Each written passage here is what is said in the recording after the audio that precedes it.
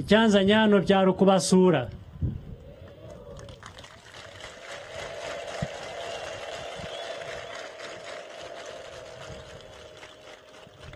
kandi ngira ngo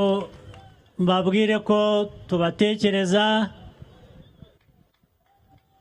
uko muhangayitse natwe biraduhangayikishije kubona uko mumeze ndetse dushakisha bishoboka byose kugira ngo dushobore kubafasha muri ibi bihe bitoroshye murimo ndetse wenda mu gihe gito gishoboka abashobora gusubira mu byabo bashobore kuba babisubiramo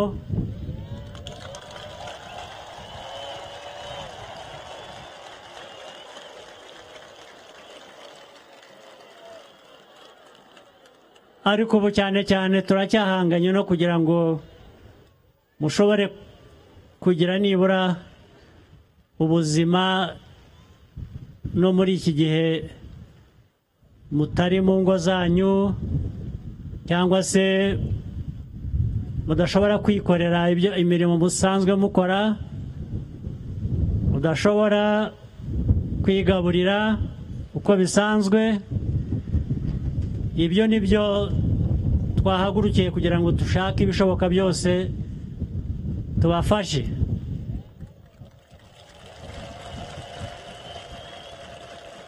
twongeye kubahereza ikaze ku Nteko TV wa mbere kumenya amakuru ndetse n'ibiganiro bigezweho mu gihe ngiye guhindukira numva ikibi cy'inguso umusaya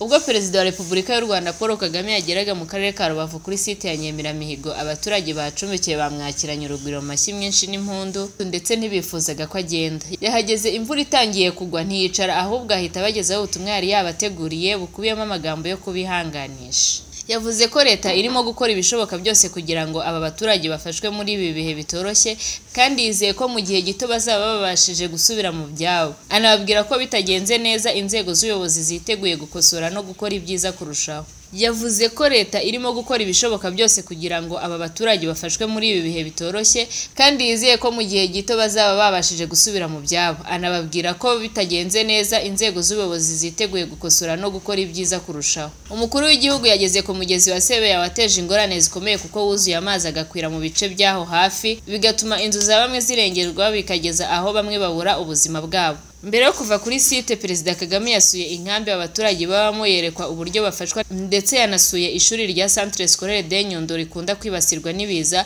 asuhuza abanyeshuri bari kwiga ababaza amakuru yabo ubwo yari mu rugendo rusubira i Kigali avuye gusura abagezweho ingaruka n'ibiza mu karere ka Rubavu Perezida Kagame yageze i Musanze n'i Nyabugogo ava mu modoka asuhuza abaturage nabo bamwikiriza bagaragaza ko bamwishimiye cyane kuri uyu wa 12 Gicurasi 2023 nibwo Perezida Kagame yasuye abaturage bibasiwe n'ibiza bashyizwe kuri site zirimo iya Nyemiramihigo Nyamyumba Kanyefurwe n'iri kuri Vision Jeunesse Nouvelle umukuru w'igihugu kandi yanasuye n'uduce ibyo biza byangije mu karere ka Rubavu turimo Akamahoko Nyundo Pfunda aho yarebye uburyo bwibasiwe n'utwo duce bigatwara ubuzima bw'abantu ndetse bikangiza n'ibikorwa remezo ubwo Perezida Kagame yarageze i Musanze abaturage bo muri uwo mujyi w'ubukerarugendo bamwakiranye yombi aho bose bavugiraga rimwe bati ni wowe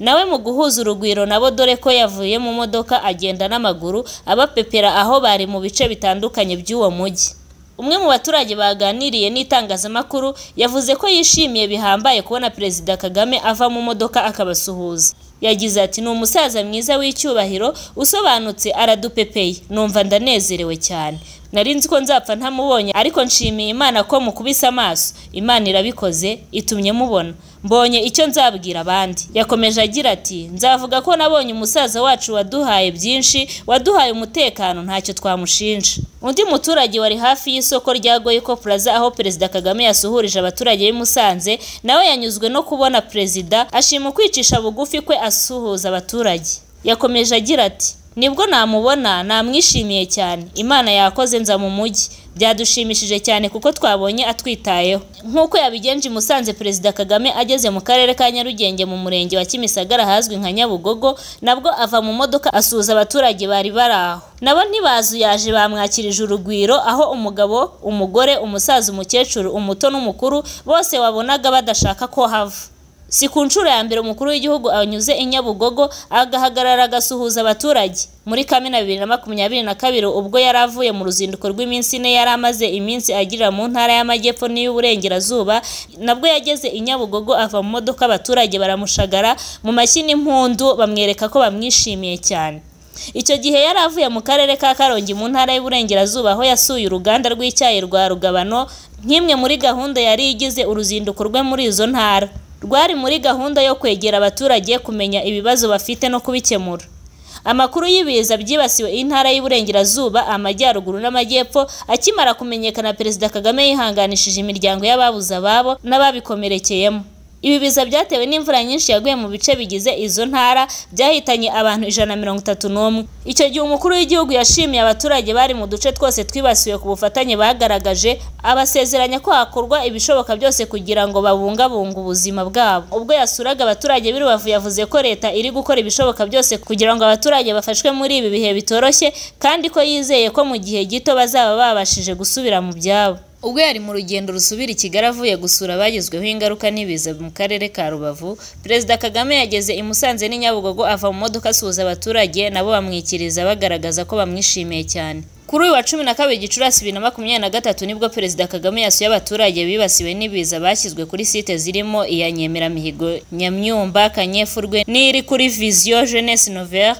Umukuru w'igihugu kandi yanasuye n'uduce ibyo biza byangije mu karere ka Rubavu turimo Akamahoko, Nyundo, Pfunda, aho yarebye uburyo byibasiwe n'utwo duce bigatwara ubuzima bw'abantu ndetse bikangiza n'ibikorwa remezo. Ubwo Perezida Kagame yarageze i Musanze, abaturage bo muri uwo mujyi w'ubukerarugendo bamwakiranye yombi, aho bose bavugiraga rimwe bati ni wowe ni wowe. Nawe mu guhuza urugwiro nabo, dore ko yavuye mu modoka agenda n'amaguru abapepera aho bari mu bice bitandukanye by'uwo mujyi. Umwe mu baturage baganiriye n'itangazamakuru yavuze ko yishimiye bihambaye kubona Perezida Kagame ava mu modoka akabasuhuza. Yagize ati ni umusaza mwiza w'icyubahiro, usobanutse, aradupepeye, numva ndanezerewe cyane. Nari nzi ko nzapfa ntamubonye, ariko nshimiye Imana ko mukubise amaso. Imana irabikoze, itumye mubona. Mbonye icyo nzabwira abandi. Yakomeje agira ati nzavuga ko nabonye umusaza wacu waduhaye byinshi, waduhaye umutekano, ntacyo twamushinja. Undi muturage wari hafi y'isoko rya Goyiko Plaza aho Perezida Kagame yasuhurije abaturage b'i Musanze,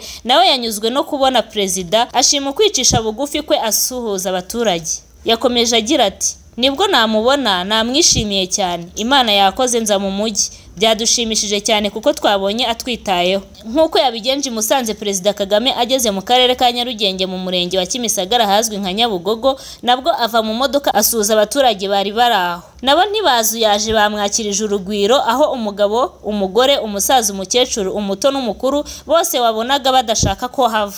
Si ku nshuro ya mbere umukuru w'igihugu anyuze i Nyabugogo agahagarara agasuhuza abaturage. Muri Kamena 2022 ubwo yari avuye mu ruzinduko rw'iminsi ine yari amaze iminsi agira mu ntara y'Amajyepfo n'Uburengerazuba, nabwo yageze i Nyabugogo ava mu modoka, abaturage baramushagara mu mashyi n'impundu bamwereka ko bamwishimiye cyane.